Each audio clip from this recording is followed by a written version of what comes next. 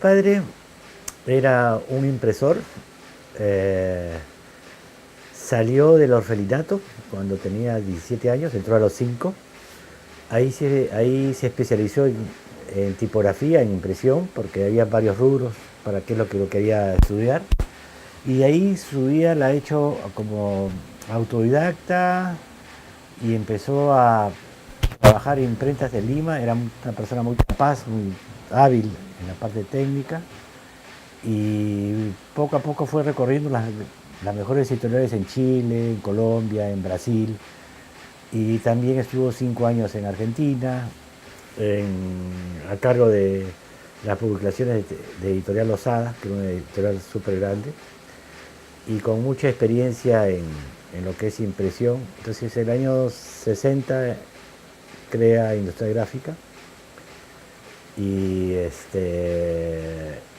que la imprenta en esa época, la mitad de la imprenta era tipográfica y la otra mitad era offset, porque digamos el offset ya se venía trabajando con el sistema offset desde los fines de los 40.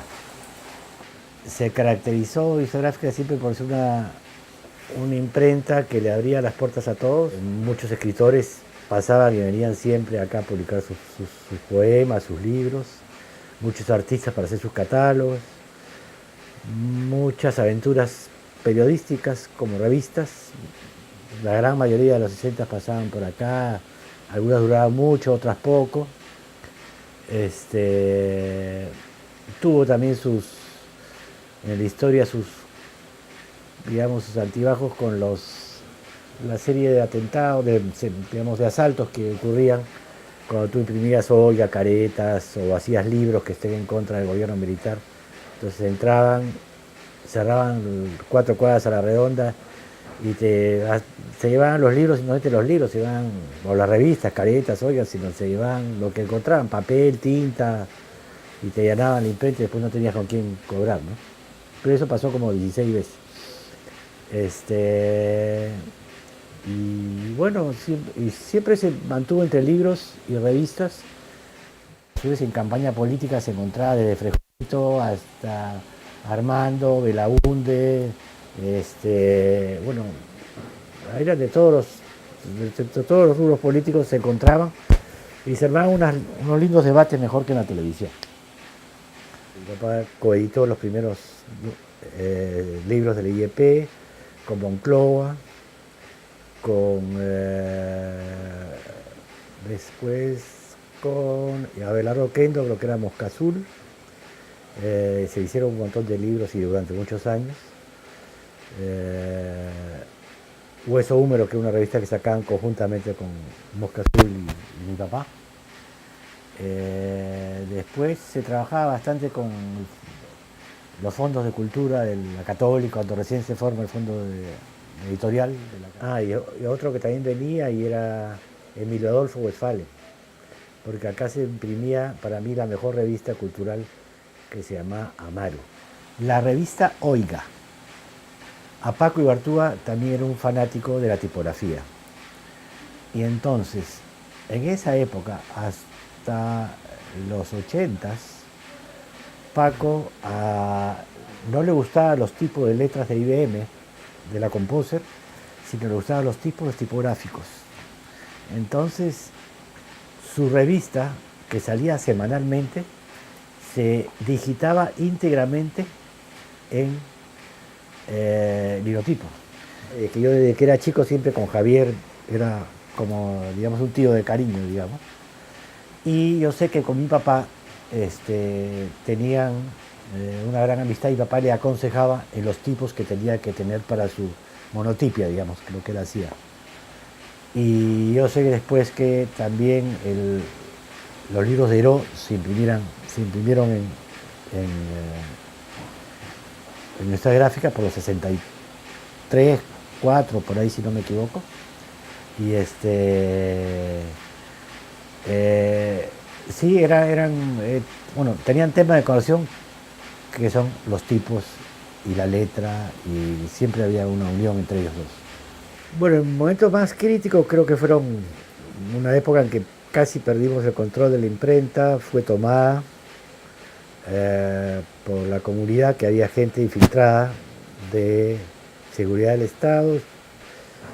La recogimos el 80, o sea, como 4 años después retomamos la imprenta para poder seguir adelante. Las deudas eran enormes y eso nos debilitó muchísimo, ¿no? Por la gran pérdida de insumos y gran pérdida también de nuestro archivo que teníamos de todas las ediciones.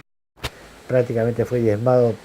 La historia que tuvo esta gráfica es una historia, para mí, digamos, que me ha servido conocer una cantidad de gente impresionante, aprender muchísimo de mucha gente y aprender mi trabajo. Cuando empecé a editar, me decían que, pero ¿por qué editas a este? ¿Por qué editas a otro? Por el caso de Velatín, cuando recién empezó. Yo terco, no, sí, el otro libro también, el tercero hasta el... Para mí fue Salón de Belleza, que para mí es el libro de Mario, pero así con varios autores. Entonces, si tú no lo editas en ese momento, ya después de 10 años, salvo que seas por ahí hayas logrado, ya no se editó y era el momento de editarse. Y no solamente libros, sino revistas, sino que la información tiene que dar. Ahora tenemos otros, la información que está por los iPods, por la computadora, pero el libro siempre va a ser el libro. Y no, digamos, entre el mundo de los lectores, la torta del libro siempre va a quedar un pedazo de torta para los que les guste tener un libro en la mano, o leerlo, verlo. Y no creo que se extinga la edición del libro. Hay otras posibilidades, pero el libro va a continuar. Mi primera aproximación al mundo del diseño gráfico fue justamente saliendo del colegio, o sea, directamente. Es más, me estuve preparando durante todo el último año escolar, ¿no?, para entrar a la vida profesional. Empecé a trabajar en enero del año 60 y lo hice como aprendiz, como ayudante del diseñador gráfico Werner Stockley, uno de los pocos diseñadores europeos que se afincaron durante unos años en Lima y que dieron un cierto impulso a esta profesión. Y así entonces di algunas charlas, di algunas conferencias, hice algunos artículos en periódicos, en fin. Y ya en el año 72, justamente cuando se había constituido el Instituto Nacional de Cultura, yo mismo fui y me presenté y solicité trabajar en el INC. Había una editorial, la editorial del INC. El director de esa editorial era Mario Raceto. Mario Raceto, un hombre egresado de San Marcos, conocedor de lo que son las comunicaciones, de la literatura, y también había un equipo editorial que estaba conformado por Manuel Arrú, también hombre de letras de San Marcos, Juana Iglesias, que aún sigue en la producción de obras de libros y en la edición y corrección de estilo, ¿no? Fernando Aliaga también estaba ahí, todo el equipo de la editorial del INC. Entonces hacíamos reuniones, se hacía un trabajo en conjunto que comenzaba desde la elección de las propuestas, porque había un consejo editorial, pero cuando ya nos pasaban el material para procesarlo, pues escogíamos qué formato iba a llevar cada cosa, decidíamos que se hicieran series de libros que según la naturaleza de los contenidos se podían agrupar, ¿no?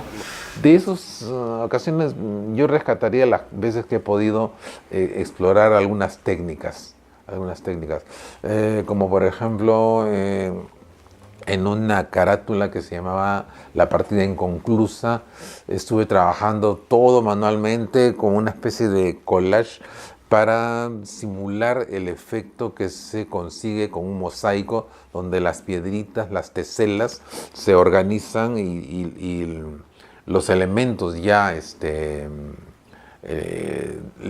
hacen legibles cuando en la imprenta le coloreaban, pero mi arte final fue todo en papelitos blancos sobre un fondo negro, pero yo tenía calculado dónde iba a ser coloreado eso. Eso fue todo un trabajo de experimentación y proyección hacia la separación de colores. Acá cuando vemos ¿no? Ahí parece un rompecabezas, ¿no? Ahí es un rompecabezas realmente, ¿no? Pero si uno ve a dónde iba la idea, sí, era legible, ¿no? La idea de algo no completo o en todo caso hecho de fragmentos. Esa fue la idea en la partida inconclusa. Que de alguna manera lo visual refleje el contenido y el texto a la vez. La tipografía es una parte importante en el aspecto artístico y comunicativo y realmente merece un cuidado especial, porque actualmente cuando tenemos en una computadora tantos tipos de letra, uno actúa de manera aleatoria y coge cualquiera, ¿no? Y tendríamos que meditar un poquito en que hay que hacerlo como afinar la sensibilidad al escoger cada letra, porque cada letra algo nos dice, algo nos transmite. El diseño para mí ahora, después del tiempo transcurrido desde los 60, que fue mi primera aproximación, hasta la actualidad, lo que representa es la posibilidad de crear de una manera que permita la exploración tanto en los aspectos técnicos como en los aspectos del resultado, del contenido, existiendo ya maneras como uno pueda solucionar esto con una máquina que todo lo puede hacer. Yo creo que más bien lo que estoy haciendo es virar hacia una zona donde los resultados sean más personales, o sea que el trabajo que uno hace no dependa tanto del proceso técnico, sino del manejo artesanal, Por ejemplo, con instrumentos como por decir, ¿no? Una cosa de este tipo, ¿no? Un trabajo de pintura, de pincel especial, da un resultado que compromete más el organismo, el cuerpo, la manualidad, y entonces como que uno trasciende lo que la máquina podría limitarlo a uno, ¿no? Comencé en los años 60 en el taller de suizo Marcos Barandún. Me apasionó mucho, a partir de mi aprendiz de diseño, las ediciones y el periodismo.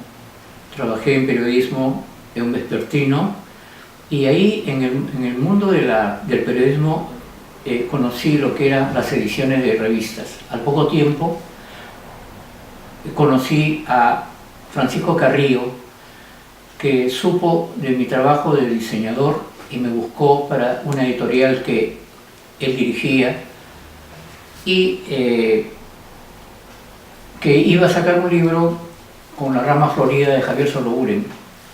Le hice unas portadas y al poco tiempo, por intermedio de otra persona, Javier Sologuren me mandó a decir que necesitaba una portada para su primera edición de Vida Continua, su libro de Vida Continua, y que reunía toda su obra hasta ese momento.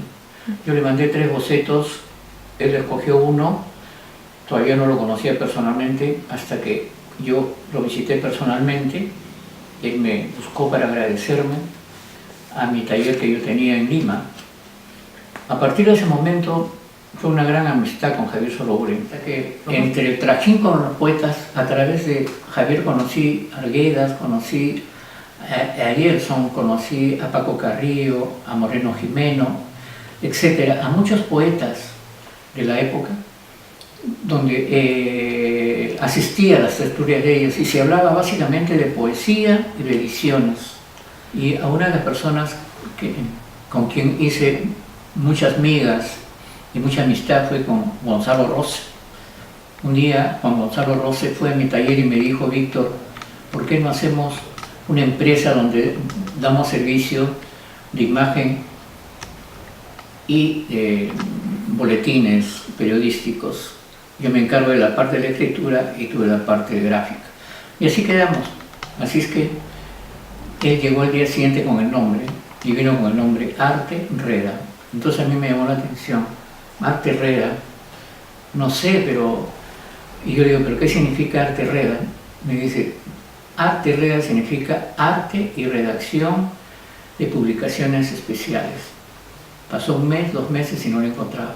Así que un día lo busqué, me dijeron que estaba en un sitio, lo busqué y le dije, Juan Gonzalo, ya tengo acá, tienes tu tarjeta con tu nombre, está mi nombre y todo. Me dice, quédate con eso y no te preocupes por los derechos de mi nombre, para ver si puedes sacar libros, sobre todo de poesía. Toro Montalvo es un poeta muy singular, a quien yo siempre he respetado y admirado. Le dije, bueno, hagamos una cosa, pero no un libro simple, hagamos un libro especial, porque tiene un nombre muy especial. La cría de los huevos de mármol no es un nombre corriente. Y me dijo, bueno, entonces le hice la portada de 6 huevos, en la cual un huevo estaba troquelado, y lo partí dentro, y dentro estaba el título. Después él se dio la idea para hacer unos amuletos, y él le dije que tenía unos amuletos porque tenían que cortarlos, y de ahí iba a poner él una frase en cada amuleto. Entonces él lo hizo, y al final se iba a tener un sobrecito donde había otros huevos, donde había un pequeño poemita. Estos estaban numerados, por ejemplo, se iban a ser 200, 700, 183. Y así lo hicimos, porque adentro también es singular, no solamente por la poesía, sino por la forma como se hizo. Se troquelaron algunas páginas, ¿no ven? Y adentro también. Y después se hizo una página que sobresalía, como esta. Pero también hubo un afiche que no lo tengo, que lo tiene César Toro. Y a partir de ahí, él me dijo que había pedido la presentación a Javier Abril, que era embajador en Uruguay, creo. Se esperó mucho, ya el libro estaba hecho, entonces pensamos que ya no iba a hacer la presentación. Y cuando, de un momento a otro, cuando ya íbamos a presentar el libro, faltando 2 días para presentar el libro, se presentó con la carta que le había llegado, no había internet en esa época, con la presentación. Entonces yo no supe qué hacer, ya estaba hecho. Lo que hice fue imprimir en un papel cometa el texto de la presentación de Javier Abril. Cada libro tiene una historia. Todos los libros tienen una historia y yo me acuerdo de todos. Si me tendrían a mí que preguntar si las portadas que hizo, lo hizo, de repente no me acuerdo en qué fecha nada, pero sí me acuerdo en qué circunstancias, cómo lo hice y con quiénes lo hice. Y sobre todo, que cada libro para mí me llevó a una nueva amistad.